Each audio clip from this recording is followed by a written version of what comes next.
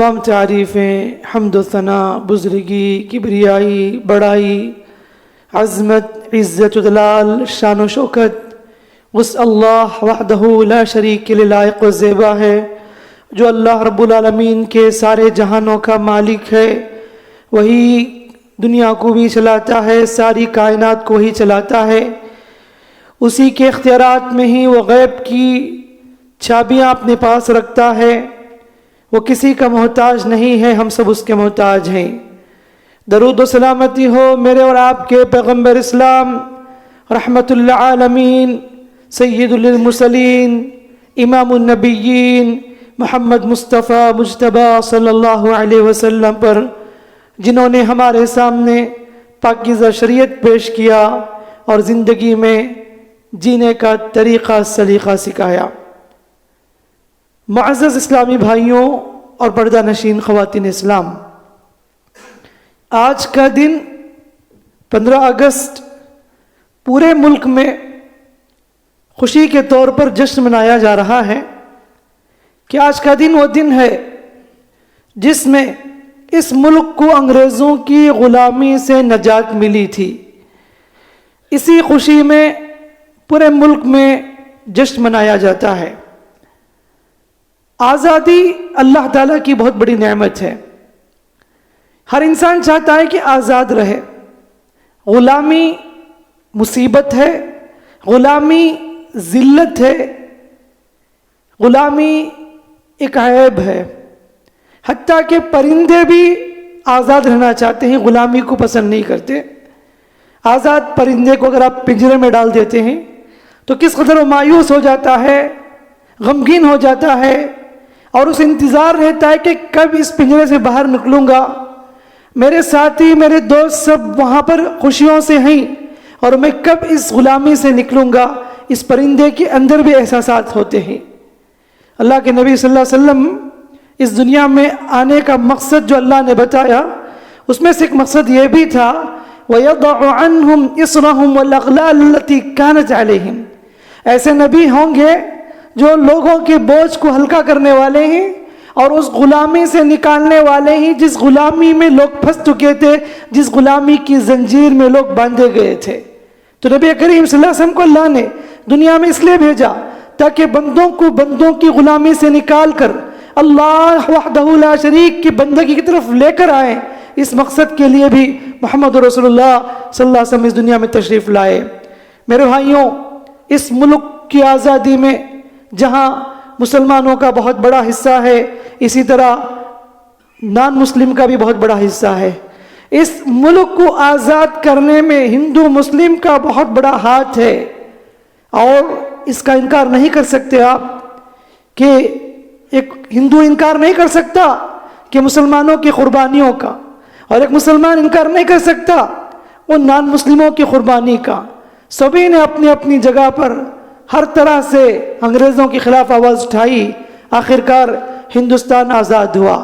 लेकिन आगे आगे रहने वाले और इस जंग को छेड़ने वाले, अंग्रेज़ों के ख़िलाफ़ आवाज़ उठाने वाले और लीड करने वाले, कमांडिंग करने वाले सबसे आगे आगे मुसलमान थे। और आपको मालूम होना चाहिए, इस मुल्क में जब अल्लाह के नबी सल्लल्लाहु अलैहि वसल्लम मक्के में इस्लाम की तबलीग किए थे, अब इस मुल्क का और अरब का पहले से बड़ा ताल्लुक़ है बिज़नेस के लिहाज से। बहुत से अरब के लोग इस्लाम की जब इशाअत हुई, उन्होंने यहाँ पर बिज़नेस के मकसद से आए थे इस मुल्क में, और यहाँ पर आकर उन्होंने अपने अखलाक के ज़रिए लोगों को मुतासिर किया। इस मुल्क में कितने लोगों पर जुल्म होता था, लेकिन मुसलमानों ने जीने का तरीक़ा सलीक़ा इस मुल्क के लोगों को सिखाया। अखलाक किस चीज़ का नाम है, इन मुसलमानों ने सिखाया। और इन लोगों की अमानतदारी, दियानतदारी, अखलाक को देखकर यहाँ के मेजॉरिटी गैर मुस्लिम इस्लाम में दाखिल हुए। उनके अखलाक से मुतासिर होकर सहाबा की ज़िंदगी हो, ताबईन, तबे ताबईन, जो भी हो, सुभान अल्लाह, इस नबी के पैगाम को लेकर दुनिया के छप्पे छप्पे कोने कोने चले गए। इसी तरह बहुत बड़ा काफिला मुसलमानों का बाद के दौर के इस मुल्क में भी आए। यहाँ पर उन्होंने अपने अखलाक के ज़रिए लोगों को मुतासिर किया। तो एक तो इस्लाम इस मुल्क में इस अरब व्यापारियों के ज़रिए आया था, इनको देखकर बहुत से लोग मुसलमान हुए। और दूसरे حکومت کے ذریعے سے لوگ یہاں پر اسلام کے اندر داخل ہوئے، کہ بہت سے بادشاہ یہاں پر اس ملک میں داخل ہوئے اور اس ملک میں انہوں نے اسلام کے بارے میں لوگوں کو سمجھایا۔ دیکھتے ہی دیکھتے بہت بڑا حصہ مسلمانوں کے ہاتھ میں یہ ملک آ گیا۔ تقریباً 890 سال سے زائد مسلمانوں نے اس ملک میں حکومت کی ہے، یہ تاریخ میں لکھی ہوئی ہے، یہ بالکل واضح ہے۔ میرے بھائیوں، حقیقت میں سبحان اللہ، ان مسلمانوں نے اس ملک میں کتنے ظلم کا خاتمہ کیا تھا۔ اگر مسلمان اس ملک میں نہ آتے، وہ ستی کا رسم بھی ختم نہ ہوتا، جو شوہر کے مرنے کے بعد بیوی کو جینے کا حق نہیں تھا، اس کو بھی زندہ جلا دیا جاتا تھا، اس عورت کو بھی آگ کے حوالے اور عورت ہو جاتی تھی۔ ستی کا رسم کو کون توڑا تھا؟ مسلمانوں نے آ کر توڑا تھا۔ ایسے بہت سارے پرانے خیالات، بدعت و خرافات، رسم و رواج کو یہاں آ کر مسلمانوں نے اس کو ختم کیا، اس کا خاتمہ کیا۔ 800 سال سے زائد مسلمانوں نے اس ملک میں حکومت کی، لیکن جب انگریز یہاں پر آ کر دیکھا کہ اس وقت ایسی حالت تھی جب مسلم حکمران کمزور ہو چکے تھے اور بہت سے لوگ اپنی طاقت کو کھو چکے تھے اور مسلمان ٹکڑیوں میں بٹ چکے تھے، نارتھ سائڈ ایک طرف، ساؤتھ سائڈ ایک طرف، مختلف جنگیں تھی، الگ الگ نوابوں کا بھی دور تھا، ہر نواب اپنے اپنے علاقے میں حکومت کرتا تھا، ان کے آپس میں ہی بہت سارے اختلافات شروع ہو گئے تھے، آپس میں ایک دوسرے کی اتحاد نہیں تھی۔ انگریز ایسٹ انڈیا کمپنی کے نام سے اس ملک میں داخل ہوا تھا، حالانکہ اس کو پرمیشن نہیں دی گئی، پھر بھی وہ کسی بھی طریقے سے یقین دلایا کہ ہمارا مقصد یہاں پر آنے کا کہ بس ٹریڈنگ کرنا ہے، ہم چیزیں لیں گے، پرچیز کریں گے اور ہم بیچیں گے، یہ نام کے ساتھ داخل ہوا۔ یہاں تک کہ جب ان کی سازشیں، جب ان کی مکر، ان کی خفیہ پلاننگ کو جب یہاں کے بادشاہوں، نوابوں کو یہ بات معلوم ہوئی، انہوں نے کہا کہ اب یہاں پر تم نہیں رہ سکتے کیونکہ تمہاری نیت بہت خراب ہے۔ لیکن انگریز اندر اندر سے آہستہ آہستہ قدمیں جما رہا تھا، اس کا ٹارگیٹ یہ تھا کہ پورے ملک کو قبضہ کرنا تھا۔ بنگال کے علی وردی خان، انہوں نے سب سے پہلی مرتبہ انگریزوں کے خلاف جنگ کا اعلان کیا تھا۔ جنگ ہوئی، وہ علی وردی خان بنگال میں وہاں پر ہار گئے، اور شاہ محدث دہلوی رحمۃ اللہ علیہ، انہوں نے سب سے پہلے مسلمانوں کے لیے اعلان کیا کہ انگریزوں کے خلاف لڑنا تمہارے لیے واجب ہے۔ اور عام طور پر بہت سارے لوگوں کو غلط فہمی ہوتی ہے، یہی ہم کو پڑھایا جاتا ہے کہ جنگ آزادی کی شروعات 1850 سے ہوئی، یہ سراسر غلط ہے۔ جنگ آزادی کی جو داستانیں ہی 1750 سے ہی شروع ہو جاتی ہے۔ 100 سالہ تاریخ کو ہٹا کر 1850 کے دہائی کو لوگوں کے سامنے پیش کیا جاتا ہے۔ پہلی بات یاد رکھ لیجئے، یہ جنگ آزادی کی جو قربانیاں ہیں، یہ داستانیں ہی شروع ہوئی، انگریزوں کے خلاف آواز اٹھانا، لڑنا اور ان کو اس ملک سے نکالنے کی جو کوشش ہوئی، مسلمانوں نے سب سے پہلے شروع کی تھی 1750 کے بعد سے۔ 1753 میں علی وردی خان نے جنگ لڑی تھی، ادھر شاہ محدث دہلوی رحمۃ اللہ علیہ نے لوگوں سے کہا کہ ان کے خلاف تم جہاد کرو، انگریزوں کو یہاں سے نکالو، تمہارے لیے ضروری ہے۔ لیکن یہاں پر ان کی ہار ہوئی۔ اس کے بعد 1754 میں سراج الدولہ نواب بنگال کے، بہت بڑا علاقہ ان کے ہاتھ میں تھا، انہوں نے انگریزوں کے خلاف مسلمانوں کو جمع کیا اور یہاں پر زبردست جنگ ہوئی تھی۔ لیکن افسوس یہ ہے کہ ہمارے ہارنے میں، ہمیں نقصان پہنچانے میں اپنوں غیروں سے زیادہ اپنوں کا بڑا دخل تھا۔ میر جعفر غدار منافق انگریزوں کا ساتھ ہو گیا، بہت بڑی تعداد کو لے کر انگریزوں سے کہا کہ میں تمہارا ساتھ دینے والا ہوں۔ سازش کے ذریعے سے آخرکار سراج الدین نواب الدولہ کو انگریز نے بنگال کے علاقے میں شہید کر دیا۔ اس طرح سے بنگال کا بہت بڑا علاقہ، کلکتہ کا علاقہ، بہار کا علاقہ پوری طریقے سے انگریزوں کے قبضے میں آ گیا۔ یہ پہلی ہار تھی، بڑی ہار تھی، بڑی شکست تھی مسلمانوں کے لیے۔ یہ ہماری غداری تھی، وہ اپنے ہی غدار لوگوں نے ساتھ دیا انگریزوں کا، اس نتیجے میں اتنا بڑا نقصان اٹھانا پڑا۔ پھر اس کے بعد 1799 کی بات کہیں، اس سے پہلے ساؤتھ سائڈ میں ٹیپو سلطان نے کس قدر جم کر ہمت کے ساتھ سامنا کیا تھا، اور حیدر علی خان کے والد بھی سبحان اللہ انگریزوں کے خلاف آواز اٹھانے میں ان کا بھی بہت بڑا ہاتھ تھا۔ یہ اور بات افسوس یہ ہے کہ ہماری کتابوں کی جو سلیبس بکس ہیں اس میں یہ سارے نام ہرگز بھی آپ کو نظر نہیں آئیں گے، سارے نام مٹا دیے گئے، سارے نام ختم کر دیے گئے، بس انہی کے نام ہائی لائٹ کیے گئے جو نان مسلم ہوتے ہیں، اور ایسے اوسوں کا نام بھی لایا جاتا ہے جن کا جنگ آزادی سے کوئی تعلق بھی نہیں ہوتا۔ حقیقت میں جو قربانیاں، جو جانیں، جو تکلیفیں مسلمان اٹھائی تھی سبحان اللہ، ان کی یہ قربانیاں، ان کی یہ تکلیفیں، مشقتیں جنگ آزادی میں بہت بڑا رول ہے۔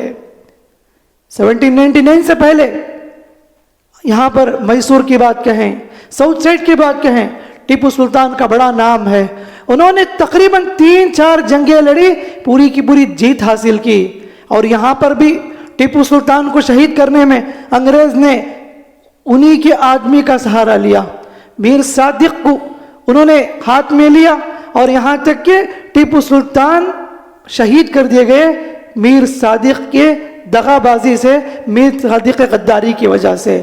اور ٹیپو سلطان کا اتنا زیادہ ڈر تھا انگریزوں کو کہ جہاں بھی ٹیپو سلطان کا نام آتا انگریز کام جاتے تھے، اور کتنے انگریزوں کو ٹیپو سلطان نے شہید قتل کیا اور انہیں موت کی گھاٹ اتار دیا، اس لیے وہ بہت ڈرتے تھے، اتنے طاقتور تھے۔ آخرکار میسور میں سری رنگا پٹنم میں ان کو شہید کر دیا جاتا ہے۔ یہ 1799 کی بات ہے، لیکن جب ٹیپو سلطان شہید ہوئے اس وقت ایسٹ انڈیا کمپنی کا اہم مینیجر نے جھنڈے گاڑ کر اپنے ہاتھ میں لاٹھی تھی، اس نے ان کے لاش کے پاس اس لاٹھی کو رکھ کر کہا آج سے ہندوستان ہمارا ہے۔ جب تک ٹیپو سلطان تھے ان کو یہ ہمت نہ ہوئی بولنے کی ہندوستان ہمارے قبضے میں ہے، لیکن جب ٹیپو سلطان شہید ہو گئے اس وقت انہوں نے اعلان کر دیا آج سے ہندوستان ہمارا ہے۔ میرے بھائیوں، یہ داستانیں ہی کہ کتنی لاکھوں جانیں گنوائی گئی۔ وہ ویلور کی بات کہیں، اب یہاں کے جو بھی علاقے ہیں کتنی جنگیں لڑی گئی ٹیپو سلطان کی، یہ سب تاریخ ہمیں نہیں معلوم ہے۔ حتیٰ کہ بتایا جاتا ہے تاریخی روایتیں، ہمارے جو گڑامبور ہیں امراواد کے قریب، وہاں تک بھی ٹیپو سلطان نے انگریزوں کے خلاف جنگ لڑی تھی، یہ تاریخی روایتیں بتاتی ہیں۔ لیکن ہم سب کو یہ ساری چیزیں بلا دیا گیا، ہمیں یہ نہیں بتایا گیا، ہم سب کو یہ تاریخ چھپا دی گئی۔ اور اس کے بعد انگریز دھیرے دھیرے ممبئی کے علاقے کو قبضہ کر لیے، ساؤتھ سائڈ کے بہت بڑے علاقے کو قبضہ کر لیے، دلی کے بہت بڑے علاقے قبضہ کر لیے۔ دیکھتے ہی دیکھتے بہت بڑا حصہ انگریزوں کے ہاتھ میں آ گیا۔ 1850 میں انگریزوں نے جو نواب کے جو بہت سے لوگ تھے اور مغلیہ سلطنت کے جتنے بھی ممبران تھے ان کو چن چن کر قتل کرنا شروع کر دیا، اور آخرکار بہادر شاہ ظفر کو بھی جو انہوں نے قید کر لیا۔ مغل بادشاہ کا، مغل امپائر کا آخری بادشاہ رہے بہادر شاہ ظفر۔ بہادر شاہ ظفر کو قید کر کے لایا گیا، اور ان کے 4 بیٹے تھے۔ ان کے 4 بیٹوں کو بہادر شاہ ظفر کے نظروں کے سامنے انگریز نے زندہ ذبح کیا، اور ان کی لاش کو ان کے پیروں کے سامنے پھینک دیا، اور ان کے سروں کو ایک پلیٹ میں رکھ کر بہادر شاہ ظفر کے سامنے پیش کیا، کھاؤ تمہارا یہ ناشتہ ہے۔ کتنی تکلیف ہوئی ہوگی ان کے اوپر۔ بہادر شاہ ظفر جو شہزادہ کے بہت ہی مزے میں پلنے والے، بہت ہی امیری میں پلنے والے، ان کا یہ برا حال کیا انگریزوں نے، 4 بیٹوں کو شہید کر دیا گیا۔ آخرکار برما میں رنگون کے جیل میں، قید خانے میں انگریز نے بہادر شاہ ظفر کو قید کر دیا۔ بہادر شاہ ظفر نے اس قید خانے میں شعر بھی لکھی تھی، مشہور اشعار ہے، لگتا نہیں ہے دل میرا اجڑے دیار میں، کس کی بنی ہے عالم ناپائیدار میں، ان حسرتوں سے کہہ دو کہیں اور جا بسیں، اتنی جگہ کہاں ہے دل داغدار میں، عمر دراز مانگ کے لائے تھے 4 دن، 2 آرزوں میں کٹ گئے 2 انتظار میں، کتنا بد نصیب ہے ظفر دفن کے لیے، کتنا بد نصیب ہے ظفر دفن کے لیے، 2 گز نہ مل نہ سکی کوہ یار میں۔ یعنی وہ کہتے ہیں کہ میری اتنی بڑی سلطنت تھی، حکومت تھی ملک کی، لیکن آج میں اتنا بے بس ہوں، 2 گز زمین میں دفن کے لیے نصیب نہیں۔ کتنا بد نصیب ہے ظفر دفن کے لیے، 2 گز زمین نہ مل سکی کوہ یار میں۔ یہ ساری داستانیں میرے بھائیوں۔ اس کے بعد اگر ہم آگے چلتے ہیں تو اس ملک میں تحریک شہیدین کے نام سے مسلمان جڑتے گئے، جمتے گئے، انگریزوں کے خلاف آواز اٹھاتے گئے۔ جو آواز اٹھاتا تھا، جو انگریزوں کے خلاف آواز بلند کرتا تھا، انگریز ان سب کو پکڑتے تھے اور پکڑ کے انڈومان نکوبار بھیج دیا جاتا تھا۔ کالا پانی مشہور ہے، آج بھی اگر آپ یوٹیوب میں سرچ کریں گے وہ قید خانہ موجود ہے جہاں پر بڑی بڑی تکلیفیں دی جاتی تھی، بڑی بڑی اذیتیں دی جاتی تھی، کام جاتے تھے. لیکن قسم سے میرے بھائیوں تاریخ گواہ ہے اس کالا پانی میں تکلیف جھیلنے والے 95% مسلمان تھے، اس میں بھی کثیر تعداد میں علماء تھے. علماء کا بہت بڑا رول رہا کہ علماء نے آگے بڑھ کر انگریزوں کے خلاف آواز اٹھانے کا نعرہ لگایا، لوگوں کو جوڑا تھا، اور مسلمان ٹارگٹ تھا انگریزوں کا. معلوم تھا انہیں، کیونکہ اس ملک کو انگریزوں نے مسلمانوں سے چھینا تھا، اس لیے انہوں نے ہمیشہ سے علماء کو، مسلمانوں کو ٹارگٹ کیا اور ان کو ختم کرنے کی پوری کوشش کی. اسی لیے زیادہ قربانیاں مسلمانوں نے دی، زیادہ جانیں مسلمانوں نے گوائی تھی. کالا پانی بڑا ہی عجیب داستان جس میں بڑے بڑے علماء شہید کر دیے گئے.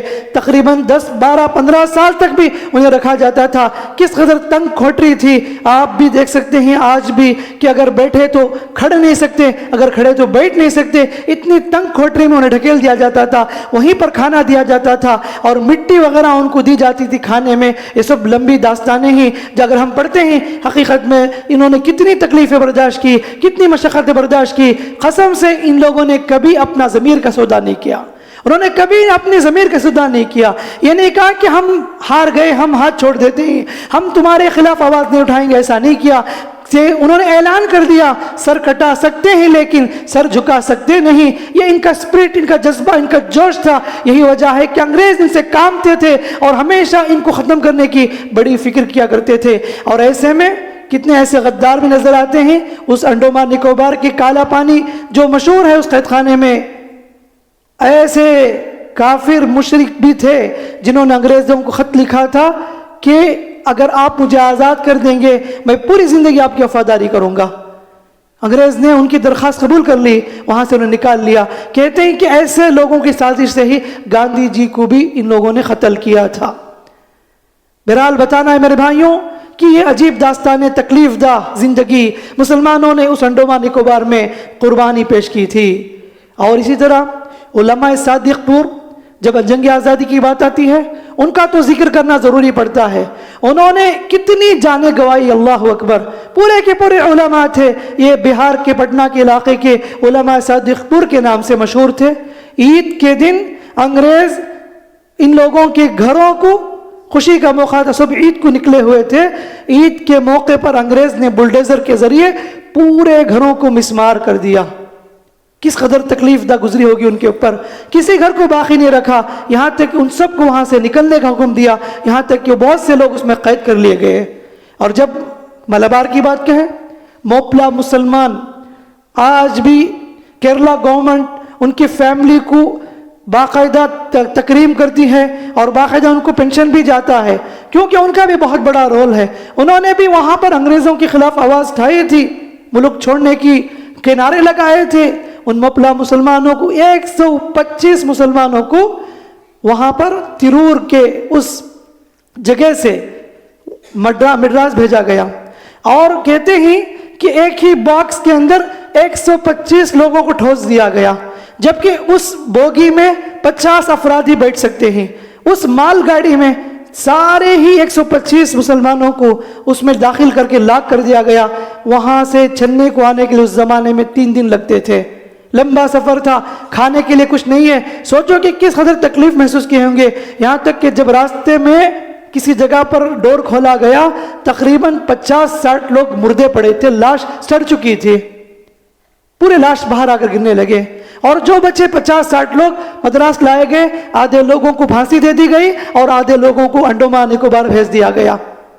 یہ بھی ان کی داستانیں ہیں جو کیرلا کے مسلمان سبحان اللہ انگریزوں کے خلاف انہوں نے آواز اٹھائی تھی. ابوالکلام آزاد، ان کا بھی بہت بڑا رول ہے. ہم جو نام سنتے ہیں، فرسٹ ایجوکیشن منسٹر، انہوں نے تقریباً ایک نہیں دو نہیں، تقریباً 14-15 مرتبہ قید خانہ گئے تھے. 15 سال تک قید خانوں کی صحبت انہوں نے جھیلی تھی. حافظ قرآن تھے، تفسیر انہوں نے سبحان اللہ لکھی اور حدیث کے ماہر تھے. شعر و شاعری کے ماہر تھے، غضب کا میموری پاور تھا ان کا، بڑے دور اندیش تھے، اور وہ لکھتے تھے انگریزوں کے خلاف۔ البلاغ کے نام سے میگزین نکلتی تھی، اس میں باقاعدہ انگریزوں کے خلاف لکھے جاتے تھے اور تقریر کے ذریعے لوگوں کو ابھارتے تھے، یہاں تک کہ لوگ ان کی تقریر سے متاثر ہو کر اس آندولن میں جمع ہوتے تھے اور انگریزوں کے خلاف آواز اٹھاتے تھے۔ ابوالکلام آزاد رحمہ اللہ کا بھی بہت بڑا رول ہے۔ اور اس کے بعد سبحان اللہ ہم دیکھتے ہیں کہ جب 1900 جب گزرتا ہے، 1900 سال کے بعد گاندھی جی اور جتنے بھی بڑے بڑے رہنما تھے سبھی نے ایک جٹ مل کر کام کرنے لڑنے کا انہوں نے فیصلہ کیا تھا، یہاں تک کہ سبھی نے نعرہ لگایا کہ انگریزوں بھارت چھوڑو، انگریزوں بھارت چھوڑو، انقلاب زندہ باد کے نعرے لگائے گئے، یہاں تک کہ ان سارے لوگوں کی کوششیں رہی، آخرکار 15 اگست 1940 کو یہ ملک آزاد ہو گیا، یہ ملک آزاد ہو جاتا ہے۔ میرے بھائیوں، یہ کوئی 30 سال 40 سال کی داستان نہیں ہے، بلکہ اس ملک کو آزاد کرنے میں تقریباً 200-250 سال کی قربانیاں مسلمانوں نے پیش کی، اور کتنی ایسی مثالیں ہیں، دلی سے لے کر لاہور تک سارے درخت میں انگریز نے مسلمانوں کے لاشوں کو لٹکا دیا تھا۔ انگریز لکھتا ہے، جو مورخ اس دور میں اس نے رائٹر تھا، اس نے لکھا، اپنے نظروں کے سامنے دیکھا، میں نے دیکھا کہ کتنی لاشیں ہیں جو لٹک رہی ہیں اور ان کو جانور نوش نوش کر کھا رہے ہیں، اور کتنے ایسی لاشیں ہیں جو تڑپ رہے تھے، ابھی جان باقی ہے، سارے کتے جنگلی جانور پر لپٹ جاتے تھے اور کھاتے تھے، اور انگریزوں کو ذرا بھی رحم نہیں آتا تھا کیونکہ انہوں نے ان لوگوں کے خلاف آواز اٹھائی تھی۔ ایسی بہت ساری مثالیں میرے بھائیوں، یہ لمبی داستان ہے، میں نے آپ کے سامنے مختصر طور پیش کیا۔ میرے بھائیوں، سچی معنی میں شاید کہ بہت کم ہی جگہ میں ہماری داستانیں بتائی جاتی ہو، وہ ہمارے اسکول بھی کیوں نہ ہو وہاں پر بھی نہیں بتاتے ہمارے بچوں کو کہ ہمارے ملک کی آزادی میں مسلمانوں نے کتنا بڑا رول ادا کیا، اور 4 نام بھی آج کے بچے نہیں بتا سکتے، جبکہ دیگر لوگوں کے نام باقاعدہ پڑھایا جاتا ہے اور یاد کرایا جاتا ہے، اسی رول ماڈل کے ساتھ اسکول میں آتے ہیں اور اسی کو اگزامپل بتایا جاتا ہے، لیکن جتنی بھی قربانیاں جو مسلمانوں نے دی وہ ساری چیزوں کو ختم کیا جاتا ہے۔ اور آج تو آپ دیکھ سکتے ہیں کہ سازش کے تحت تاریخ بنائی جاتی ہے، حالانکہ تاریخ لکھی جانی چاہیے، تاریخ کو بنائی جا رہی ہے، جو بھی فیکٹ ہے، سچائی ہے، اس کو چھپا کر آج نئی نئی چیزیں سلیبس میں داخل کیا جاتا ہے، اور ایسے الزامات لگائے جاتے ہیں اور اس مغلیہ بادشاہ کے اوپر یا اسی طریقے سے دیگر حکمران کے اوپر، انہوں نے ایسا کر دیا تھا، ویسا کر دیا تھا، یہ ساری چیزیں مینٹالٹی معصوموں کے ذہنوں بٹھایا جاتا ہے تاکہ مسلمانوں کے خلاف نفرت کی آگ پھیل جائے۔ یہ جو انگریزوں نے جو کیا تھا ڈیوائڈ اینڈ رول کی پالیسی، آج بھی کچھ شرپسند لوگ، نفرت پھیلانے والے، فرقہ پرست لوگ مسلمانوں کے درمیان یہ فرقہ پھیلاتے ہیں، اور میڈیا کا بھی بہت بڑا دخل ہے اس میں، ہندو مسلم کو لڑانے میں یہ ساری چیزیں آپ دیکھتے ہیں، سنتے ہیں، ہر دن کوئی نہ کوئی مدعا ہوتا ہے، کبھی مسجد کے نام سے، کبھی NRC کے نام سے، کبھی شریعت مسائل کو چھیڑ کر اس طرح تماشا بنایا جاتا ہے، اور یہ ماحول کریٹ کیا جاتا ہے کہ مسلمان تمہارے دشمن ہیں، لہٰذا تم ان کے خلاف لڑو اور نفرت کرو، یہ ماحول پیدا کیا جاتا ہے۔ یہ سازشیں، یہ کوششیں اللہ ضرور ان کو ناکام کرے گا، کیونکہ آج بھی اس ملک کے بہت سارے میجورٹی نان مسلم ایسے ہیں جو مسلمانوں کے ساتھ اچھے تعلقات رکھتے ہیں، بزنس کرتے ہیں اور ان کو اپنا بھائی سمجھتے ہیں۔ مذہب نہیں سکھاتا آپس میں بیر رکھنا، ہندی ہے ہم وطن ہے، ہندو سے تھا ہمارا، علامہ اقبال علیہ رحمہ نے یہ میسج دیا تھا کہ آپس میں ایک دوسرے کے ساتھ مل کر رہنے والا یہ ملک، یہ گہوارہ، یہ خوبصورت تہذیب، گنگا جمنا کی تہذیب، یہاں پر ایک دوسرے کے ساتھ مل جل کر رہتے ہیں، کیا سکھ، کیا عیسائی، کیا ہندو، سب لوگ یہاں پر مل کر رہتے ہیں، لیکن بدقسمتی سے ہر دن کوئی نہ کوئی شوشہ چھوڑ دیا جاتا ہے، مسلمانوں کے خلاف آگ بھڑکائی جاتی ہے۔ یاد رکھیں کہ جب تک ایسی نفرتیں، ایسے شرپسند لوگ ہوں گے، ہندوستان کبھی ترقی نہیں کرے گی۔ ہندوستان اگر امن سے ہونا ہے، ترقی کرنی ہے، ایسے شرپسند لوگ، ایسے نفرت پھیلانے والے، فرقہ پیدا کرنے والے، ایسے لوگوں کو دور ہونا پڑے گا، دور کرنا پڑے گا۔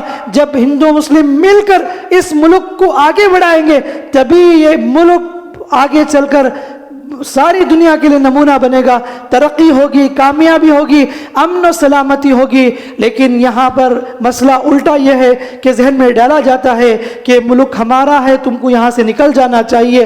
ایسے بہت سارے لوگوں کو دھمکایا جاتا ہے، اور نارتھ اسٹیٹ میں دیکھا جائے تو کتنی داستانیں ایسے ہیں، کتنے لوگوں کے گھروں کو توڑا جاتا ہے اور ان کو شک کی نگاہ سے دیکھا جاتا ہے، اور کہا جاتا ہے کہ تم پروف کراؤ کہ تم واقعی ہندوستانی ہیں، حالانکہ یہ ملک ہمارا ہے۔ اس ملک کو سینچنے میں، بنانے میں اور اس ملک کو آگے بڑھانے میں مسلمانوں کا بہت بڑا ہاتھ ہے، اور انہیں معلوم ہے کہ اس ملک میں 800 سے زائد سال مسلمان حکومت کی تھی۔ انہیں ڈر ہے کہیں یہ جوش جذبہ ان کے دوبارہ پیدا نہ ہو جائے، اسی وجہ سے ہمیشہ سے یہ کریٹ کیا جاتا ہے کہ ہندو خطرے میں ہے۔ ایسا نہیں ہے کہ سب کے سب یہاں پر امن و شانتی سے ہیں، لیکن ایسے فرقہ پرست لوگ جب آتے ہیں تو فساد ہوتے ہیں، دنگے ہوتے ہیں، اور مسلمان کا خاص کر کے قتل کیا جاتا ہے، گھروں کو مسمار کیا جاتا ہے۔ آج ضرورت اس بات کی ہے کہ میں اور آپ جتنا ہو سکے ہمارے بارے میں جو نان مسلموں کے ذہنوں میں جو غلط فہمیاں ہیں اسے دور کریں، قریب ہوں، انہیں اسلام کا صحیح میسج بتائیں کہ اسلام کیا ہے، مسلمان کیا ہے۔ یہ ساری چیزیں ہم اپنے اخلاق کے ذریعے انہیں بتائیں تاکہ وہ لوگ اسلام کے قریب آئے، متاثر ہوں، جو غلط فہمیاں ہیں، دوریاں ہیں، وہ قربت میں بدلے، وہ قریبی بن جائے۔ یہ ہمیں جتنا ہو سکے کوشش کرنی چاہیے۔ اگر آپ بزنس فیلڈ میں ہی، آپ کے نان مسلم بہت سے بائر ہوں گے، بہت سارے قریبی دوست ہوں گے، ان کو بھی بتائیے کہ ہم تمہارے کوئی دشمن نہیں، بلکہ ہم سب ایک ہیں، ہم سب مل کر اس ملک کو آگے بڑھائیں گے، ہم سب مل کر اس ملک کی ترقی میں میرا اور آپ کا رول ہونا چاہیے۔ یہ ثابت کرنے کی ضرورت ہے۔ دعا ہے رب تعالیٰ سے اللہ رب العالمین ہم تمام کو اس ملک میں اسلام پر، ایمان پر رکھے۔ اللہ اس ملک کو امن کا گہوارہ بنائے۔ اللہ اس ملک میں جو بھی نفرت پھیلاتے ہیں، فرقہ پرست طاقتیں ہیں، ان کی سازشوں کو، مکر کو اللہ تعالیٰ برباد کرے، نیست و نابود کرے۔ اللہ رب العالمین آنے والے دور میں اس ملک کی حفاظت فرمائے، اس ملک کے نسلوں کی حفاظت فرمائے، اس ملک کے مسلمانوں کی حفاظت فرمائے، اس ملک میں اسلام کی حفاظت فرمائے۔ اللہم آمین۔ بارک اللہ لنا ولکم فی القرآن الحکیم ونفعنا وإياکم بالآیات والذکر الحکیم۔